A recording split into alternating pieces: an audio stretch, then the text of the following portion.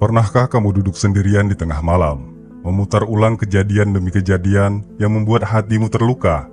Kata-kata pedas yang dilontarkan seseorang, sikap dingin yang membuatmu merasa tak berarti, atau pengkhianatan yang tak pernah kamu duga datang dari orang yang paling kamu percaya. Rasa sakit itu seperti belati tumpul yang mengiris perlahan-lahan, menyiksa tanpa ampun, dan kamu berpikir, apa kau harus membalas? Haruskah aku menunjukkan pada mereka bahwa aku juga bisa melukai? Tapi jauh di dalam hatimu, kamu tahu itu bukan jalan yang membuatmu damai. Balas dendam memang menggoda, tapi ia seperti meminum racun sambil berharap orang lain yang mati. Dan disinilah stoicisme menjadi cahaya yang menuntunmu keluar dari kegelapan. Filsafat kuno ini bukan tentang menjadi lemah, bukan pula tentang pasrah. Justru, stoicisme mengajarkanmu cara paling elegan untuk menghancurkan mental orang yang telah menyakitimu, tanpa satupun kata hinaan, tanpa satupun amarah, hanya dengan keteguhan hati dan keheningan yang menjatuhkan. Dalam diam, kamu bisa menang. Selamat datang di channel Pandangan Stoik, tempat di mana kamu belajar menjadi kuat, tenang, dan tak tergoyahkan dalam menghadapi berbagai ujian kehidupan. Di sini, kita tidak hanya membahas bagaimana bertahan, tapi juga bagaimana menang dengan elegan. Kita belajar dari para filsuf stoik kuno tentang cara menghadapi dunia yang penuh luka tanpa kehilangan jati diri. Dunia ini tak pernah kekurangan orang yang toksik. Mereka hadir dalam bentuk atasan yang suka meremehkan, sahabat yang menusuk dari belakang, pasangan yang suka mempermainkan perasaan, atau bahkan keluarga yang tak henti menghakimi. Mereka hadir dengan topeng ramah, tapi menebar luka yang dalam. Mereka ingin melihatmu hancur, terpuruk, atau kehilangan arah. Tapi apa jadinya jika kamu justru tumbuh lebih kuat setiap kali mereka mencoba menjatuhkanmu? Banyak orang mengira menghadapi orang toksik harus dengan serangan balik yang keras, membalas perlakuan buruk dengan perlakuan yang lebih kejam. Tapi itu hanya akan membuat sama seperti mereka. Yang tidak disadari banyak oleh orang lain adalah ketenangan, kendali diri, dan sikap tak tergoyahkan justru jauh lebih mematikan. Ketika kamu tidak bereaksi seperti yang mereka harapkan, kamu membuat mereka kehilangan kendali, dan itu menghancurkan mereka perlahan. Stoicisme hadir bukan untuk membuatmu jadi batu yang tidak bisa merasakan apapun, tapi membuatmu menjadi gunung yang tak mudah goyah meski dihantam badai. Ia mengajarkan bahwa musuh terbesar bukan orang yang menyakitimu, tapi dirimu sendiri yang memilih untuk menyimpan luka itu terlalu lama. Stoicisme bukan hanya tentang bertahan, tapi juga tentang bangkit dan menang dengan cara yang membuat mereka bertanya-tanya, bagaimana dia bisa tetap berdiri. Ketika kamu mulai memahami bahwa harga dirimu tidak ditentukan oleh opini orang lain, kamu mulai bebas. Ketika kamu menyadari bahwa reaksimu adalah kekuatanmu, kamu mulai menang. Dan ketika kamu memilih untuk tidak membalas, tapi memperbaiki dirimu sendiri, kamu bukan hanya menang, kamu telah menghancurkan mereka secara mental. Jadi, dalam konten kali ini, kita akan bahas bukan hanya bagaimana menghadapi orang toksik, tapi bagaimana membuat mereka kalah secara mental dengan elegan dengan filosofi stoicisme. Sebelum kita masuk lebih dalam ke cara-cara menghadapi mereka, mari kita pahami dulu akar permasalahan yang seringkali tidak terlihat di permukaan. Kita semua pasti pernah berada di posisi di mana kita merasa dipermainkan, disalahkan, bahkan dihancurkan secara emosional oleh seseorang yang seharusnya memberikan dukungan. Orang toksik hadir di sekitar kita dengan cara yang licik dan seringkali tak terduga. Mereka bisa menyamar dalam bentuk perhatian, kepedulian, atau bahkan cinta, namun ujung-ujungnya menyedot energi dan kepercayaan diri kita perlahan-lahan. Menghadapi orang toksik bukan perkara mudah. Mereka lihai memainkan emosi, menggiring opini, dan menekan harga dirimu tanpa kamu sadari. Mereka bisa membuatmu meragukan diri sendiri, mempertanyakan nilai dirimu, bahkan membuatmu merasa bersalah atas sesuatu yang bukan kesalahanmu. Yang lebih menyesakkan adalah ketika orang lain tidak melihat sisi gelap mereka dan kamu malah dianggap berlebihan. Kamu terjebak dalam lingkaran gaslighting yang membuat realitasmu menjadi kabur. Saat berhadapan dengan orang seperti ini, amarah terasa begitu wajar. Rasanya ingin berteriak, ingin membalas, ingin meluapkan segalanya. Tapi disinilah jebakannya. Mereka ingin kamu bereaksi. Mereka ingin kamu kehilangan kendali. Karena saat itulah mereka merasa menang. Mereka menyimpan tenagamu untuk memperkuat posisi mereka. Dan jika kamu bermain dalam arena yang sama, kamu akan kalah dengan aturan yang mereka kuasai. Maka disinilah stoicisme masuk, bukan sebagai jalan menghindar, tapi sebagai strategi elegan, seperti seorang pendekar yang tahu kapan harus mengayunkan pedang dan kapan harus diam. Stoicisme bukan untuk mereka yang lemah, tapi untuk mereka yang cukup kuat untuk tidak dikendalikan oleh provokasi. Dalam filosofi ini, diam bukan kelemahan, diam adalah perlawanan tertinggi. Ketika kamu bisa tenang di tengah badai, kamu bukan hanya bertahan, kamu sedang memenangkan pertempuran batin. Kenapa harus stoik? Karena stoicisme memberi kamu alat untuk tidak kehilangan dirimu sendiri di tengah serangan emosi orang lain. Ia mengajarkan bahwa kamu sedang tidak bisa dikontrol oleh mereka, tapi kamu selalu bisa mengontrol dirimu sendiri. Dan saat kamu menjadi pribadi yang tidak bisa digoyahkan, orang toksik akan merasa kehilangan kuasa, mereka akan runtuh dalam keheninganmu. Berikut adalah 6 langkah sederhana, tapi luar biasa kuat yang akan membantumu membalikkan keadaan. Ini bukan langkah balas dendam biasa, ini adalah seni perang batin ala stoicisme. Dengan keteguhan hati, pengendalian diri, dan keanggunan dalam tindakan, kamu bisa membuat orang yang telah menyakitimu kehilangan kendali, bukan karena kamu membalas mereka, tapi karena kamu sudah tidak lagi bisa mereka sentuh. Pertama, tetap tenang saat mereka berusaha memprovokasi. Saat mereka mencoba memancing emosimu, tersenyumlah, diamlah, jangan bereaksi seperti yang mereka harapkan, karena sesungguhnya reaksi emosional adalah makanan mereka. Mereka hidup dari drama, tumbuh dari konflik, dan merasa berkuasa saat kamu kehilangan kendali. Ketika kamu tetap tenang, kamu memotong pasukan energi mereka, kamu membuat mereka kelaparan secara mental dan emosional. Bayangkan mereka seperti api yang menyala, dan reaksimu adalah bensin. Semakin kamu membalas, semakin besar apinya. Tapi begitu kamu tidak memberi bahan bakar apapun, diam, netral, bahkan menunjukkan senyum kecil, apinya perlahan padam.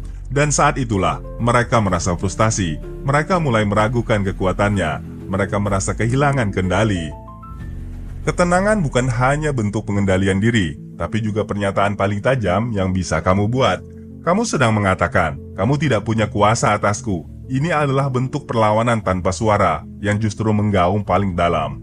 Dan inilah mengapa poin ini begitu mematikan. Karena saat kamu tenang, mereka mulai merasa tidak penting. Mereka tidak tahu bagaimana cara lagi untuk menjatuhkanmu. Keheninganmu menjadi bayangan yang menghantui mereka, lebih dari teriakan apapun. Kedua, jangan memberi validasi pada ucapan mereka. Orang toksik hidup dari reaksi. Mereka ingin memastikan bahwa setiap kata yang mereka lontarkan dapat menembus pertahananmu, merusak hari-harimu, dan membuatmu meragukan siapa dirimu sebenarnya. Mereka bukan hanya ingin menyakitimu, tapi juga ingin melihat dampaknya. Mereka tahu bahwa mereka punya kuasa atas perasaanmu, maka setiap kali kamu menunjukkan bahwa kata-kata mereka menyakitimu, mereka merasa menang. Validasi itu adalah bahan bakar bagi ego mereka. Namun, saat kamu tidak bereaksi, saat kamu bersikap acuh dan tetap menunjukkan bahwa kamu percaya diri, bahagia, dan tidak tergoyahkan, itulah saat mereka merasa hancur. Kamu seperti cermin yang tidak memantulkan bayangan mereka, dan itu membuat mereka gelisah. Karena bagi orang toksik, perhatian dan pengakuan, bahkan yang negatif, adalah cara mereka merasa ada. Bayangkan, mereka seperti pemain sandiwara yang membutuhkan tepuk tangan untuk merasa berarti. Tapi kamu justru meninggalkan teater sebelum pertunjukan selesai. Kamu tidak menyoraki, tidak mengkritik, tidak bertepuk tangan. Kamu hanya pergi. Ketika kamu tidak memberikan tempat di pikiranmu untuk mereka, kamu mengusir mereka dari panggung utamamu. Itulah mengapa ini begitu mematikan. Diam, tapi percaya diri adalah serangan paling menusuk. Karena kamu menghapus peran mereka dalam ceritamu, dan itu menyakitkan lebih dari balasan apapun. Ketiga, fokus pada pertumbuhanmu sendiri. Tak ada yang lebih menghancurkan bagi orang toksik selain melihatmu terus berkembang, tanpa perlu menyebut nama mereka, tanpa perlu membalas satupun kata yang mereka lontarkan. Ketika kamu sibuk memperbaiki hidupmu, mereka seperti bayangan yang perlahan kehilangan bentuk. Mereka kehilangan peran sebagai penghalang, bahkan lebih dari itu. Mereka merasa tidak penting, dan bagi orang yang ingin menjadi pusat segalanya, perasaan itu sungguh sangat menyakitkan. Bayangkan orang toksik seperti bayangan gelap yang ingin terus menutupi sinarmu. Tapi begitu kamu menyala terang, semakin terang kamu bersinar, semakin tidak berarti keberadaan bayangan itu. Mereka tidak bisa lagi menyembunyikanmu dalam keraguan, dalam rasa takut, atau dalam luka. Justru, mereka akan merasa tereliminasi oleh keberhasilanmu, karena dalam diam, kamu telah membuat perbandingan paling menyakitkan. Kamu yang terus naik, dan mereka yang tetap stagnan. Pertumbuhanmu adalah ancaman bagi mereka, karena itu membuktikan satu hal, bahwa semua luka yang mereka torehkan tidak berhasil menghancurkanmu, bahwa kamu mampu bangkit, bahkan lebih tinggi dari sebelumnya, dan itu membuat mereka merasa gagal sebagai pihak perusak. Mereka akan mempertanyakan harga diri mereka, karena tidak lagi bisa mengendalikan hidupmu. Maka, setiap langkah maju yang kamu ambil, sekecil apapun itu, adalah cambuk psikologis bagi mereka. Ini kenapa fokus pada pertumbuhanmu bukan hanya menyelamatkan dirimu, tapi juga cara paling elegan untuk membuat mereka hancur dalam diam. Keempat, bersikap ramah tapi batasan tegas. Jangan membalas dengan kebencian. Orang toksik seringkali menunggu kita terpancing untuk membalas dengan kemarahan atau kebencian. Karena dari situlah mereka merasa punya pegangan untuk melanjutkan permainan manipulatif mereka. Tapi saat kamu tetap bersikap ramah, tanpa membiarkan mereka masuk terlalu jauh, kamu menciptakan ruang yang membingungkan bagi mereka. Tunjukkan kesopanan, namun tegakkan batas kuat tembok baja. Kamu tidak perlu menjadi teman mereka, tidak perlu membalas dengan senyum palsu, tapi cukup memberi respon yang dingin, sopan, dan profesional. Ini seperti memberi mereka segelas air, tapi membiarkan mereka berdiri di luar pintu rumahmu. Mereka tahu, kamu tidak akan membalas dengan kebencian, tapi juga tahu bahwa mereka tidak lagi punya tempat di ruang pribadimu.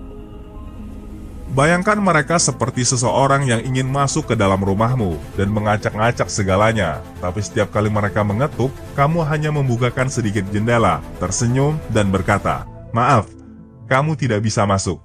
Sikap ini membuat mereka merasa tertolak, tapi tanpa bahan untuk menyerang balik, dan itu membuat mereka frustasi. Mengapa ini menghancurkan mental mereka? Karena mereka kehilangan kontrol. Mereka tidak tahu bagaimana cara memancing reaksi darimu. Mereka tidak bisa lagi bermain dalam arena yang biasa mereka kuasai. Kamu telah menulis ulang aturannya, dan dalam permainan baru ini, mereka tidak punya kekuatan apa-apa. Ketegasan yang tenang jauh lebih memukul daripada ledakan emosi, dan itu membuat mereka perlahan-lahan merasa tidak relevan. Kelima, jangan membicarakan mereka, tunjukkan dengan tindakan. Alih-alih mengeluh, mengadu, atau menyebarkan cerita tentang mereka, pilihlah untuk diam, pilihlah untuk tumbuh. Orang toksik akan merasa sangat terganggu saat mereka tidak lagi menjadi pusat dari percakapanmu. Ketika kamu tidak menyebut nama mereka, tidak membalas secara langsung, dan tetap berjalan dengan kepala tegak, kamu menghilangkan mereka dari panggung utamamu, dan itu membuat mereka kehilangan panggung tempat mereka biasa tampil sebagai pengendali. Bayangkan mereka seperti aktor yang menanti sorotan panggung. Mereka ingin terus kamu bicarakan, baik atau buruknya, karena itu berarti mereka masih relevan. Tapi ketika kamu memutuskan untuk berhenti menyebut mereka, bahkan di saat kamu sukses, kamu menurunkan tirai. Kamu menutup pertunjukan yang mereka harapkan berlangsung terus-menerus. Tindakanmu berbicara lebih lantang daripada ribuan kata. Saat kamu fokus membangun karirmu, menjaga kesehatan mentalmu, menciptakan hubungan yang lebih sehat, dan memperbaiki dirimu secara konsisten, mereka tidak punya tempat dalam narasi baru itu. Mereka melihat kamu bersinar tanpa perlu menyebut mereka, dan itulah pukulan yang paling telak. Kenapa ini sangat menghancurkan secara mental? Karena mereka ingin menjadi penyebab dari kegagalanmu, tapi justru menjadi saksi dari kebangkitanmu. Kamu menunjukkan bahwa mereka tidak layak mendapatkan ruang dalam hidupmu. Dan ketika kamu bersinar tanpa mereka, kamu memadamkan sisa ego mereka yang berharap untuk tetap berpengaruh. Mereka kalah diam-diam, dan kamu menang dalam keanggunan. Keenam, maafkan, tapi jangan lupakan. Mengampuni bukan berarti membiarkan. Ini adalah langkah tertinggi dalam kekuatan batin. Maaf bukan untuk mereka. Maaf adalah hadiah untuk dirimu sendiri. Karena selama kamu menyimpan dendam, kamu sedang membiarkan luka itu terus hidup. Tapi saat kamu memaafkan, kamu mengambil kembali kendali. Kamu berkata, aku memilih untuk tidak lagi membawa beban yang bukan milikku. Namun, memaafkan bukan berarti melupakan, dalam arti membiarkan mereka melukai lagi. Ingat pelajaran, ingat luka itu bukan untuk diratapi, tapi dijadikan penanda batas. Kamu cukup kuat untuk tidak menyimpan racun, tapi cukup bijak untuk tidak meminum dari gelas yang sama kedua kalinya. Bayangkan, kamu seperti kapal yang berlayar jauh. Orang toksik adalah batu besar yang pernah menabrak lambung kapalmu. Kamu tambal retaknya, perkuat kapalmu, lalu terus melaju. Tapi kamu tidak lupa di mana batu itu berada. Karena kamu tidak ingin ditabrak 2 kali di tempat yang sama. Dan ketika orang toksik menyadari bahwa kamu telah memaafkan tapi tetap menjaga jarak, itu menghancurkan mereka. Mengapa? Karena mereka ingin kamu terus terikat pada rasa sakit itu. Mereka ingin kamu hidup dalam kemarahan, tapi kamu memilih damai. Kamu memilih bebas. Dan dalam pilihan itu, kamu membuktikan bahwa mereka tidak lagi punya kuasa atas pikiranmu, atas hatimu. Kamu sembuh dan mereka tetap terjebak dalam racun yang mereka ciptakan sendiri. Itulah kemenangan sejati. Dari semua strategi yang telah dibahas, ada satu cara yang paling mematikan, paling elegan, dan paling menyentuh jiwa. Tetap berkembang dan bahagia, tanpa sedikit pun menyebutkan nama mereka. Ini bukan sekedar aksi diam. Ini adalah deklarasi sunyi bahwa kamu telah bangkit dari reruntuhan dan membangun kerajaan damai dalam dirimu sendiri. Kamu tidak hanya pulih, kamu melesat jauh ke depan, meninggalkan mereka dalam kabut ketidakberdayaan yang mereka ciptakan sendiri. Tidak ada yang lebih menyakitkan bagi orang toksik daripada menyaksikan seseorang yang dulu mereka rendahkan, kini bersinar serang tanpa bantuan dan tanpa dendam.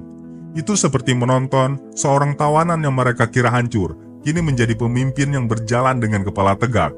Kamu adalah bukti hidup bahwa kekuatan tidak datang dari balasan, tapi dari pengendalian diri dan pertumbuhan batin. Ini bukan sekedar kemenangan, ini adalah pengingat pahit bahwa mereka telah kehilangan kuasa selamanya, bukan karena kamu melawan mereka, tapi karena kamu tidak lagi menganggap mereka layak untuk diperjuangkan. Dan dalam dunia orang toksik, dilupakan lebih menyakitkan daripada dibenci. Bayangkan dirimu seperti benih yang pernah diinjak-injak. Orang toksik mengira mereka telah menguburmu, tapi mereka tidak tahu kamu adalah benih yang sedang ditanam, dan kini kamu tumbuh menjadi pohon yang rindang, dengan akar yang dalam dan daun yang menuduhkan banyak jiwa. Setiap senyum bahagiamu, setiap pencapaian kecilmu, setiap langkahmu yang tak lagi tertahan oleh luka, adalah cambuk yang tak terlihat yang menghantam mereka perlahan. Mereka ingin kamu rusak, tapi kamu membuktikan bahwa kamu mampu menjadi indah tanpa harus membalas. Inilah kekuatan tertinggi dalam stoicisme, menjadi versi terbaik dari dirimu sendiri, tidak untuk membalas, tapi untuk membebaskan. Dan saat mereka melihat bahwa mereka tidak lagi memiliki efek apapun padamu, dan saat itulah mental mereka runtuh oleh kemenanganmu yang sunyi. Sekarang, mari kita simpulkan semua pembahasan dalam satu kesadaran penuh makna. Bagian ini adalah kesimpulan yang merangkum kekuatan sunyi dari stoicisme, bukan untuk membalas, tapi untuk menang dengan kedamaian. Menghadapi orang toksik bukan perkara siapa yang paling keras atau yang paling tajam lidahnya, tapi siapa yang paling bisa berdiri teguh tanpa perlu menghancurkan. Siapa yang mampu tetap berdiri tenang ketika dunia mencoba memprovokasinya ke titik terendah. Disitulah kemuliaan seseorang diuji, bukan dalam serangan, tapi dalam penguasaan diri. Dan stoicisme memberi kamu semua alat itu. Ia bukan sekedar filosofi, tapi cara hidup, sebuah jalan menuju ketenangan yang kokoh, kendali diri yang membebaskan, dan kebebasan emosional yang membuatmu tidak lagi mudah dijatuhkan. Ini adalah kekuatan sunyi yang tidak mencolok, tapi sangat menghantam bagi mereka yang berniat melemahkanmu. Kita seringkali salah sangka bahwa kemenangan hanya bisa dicapai jika orang lain kalah di hadapan kita. Tapi sesungguhnya, kemenangan sejati adalah saat kamu tidak lagi terikat oleh luka yang mereka tinggalkan. Ketika kamu bisa berjalan tanpa beban, tertawa tanpa kepura-puraan, dan mencintai hidupmu tanpa bayang-bayang mereka, kamu telah menang, bukan atas mereka, tapi atas dirimu sendiri. Itulah inti dari filosofi Stoik yang telah kita bahas bersama. Mari kita lanjutkan dengan merenungkan apa makna sejati dari semua ini, dan bagaimana prinsip-prinsip tersebut bisa menjadi cahaya di tengah gelapnya perlakuan orang toksik.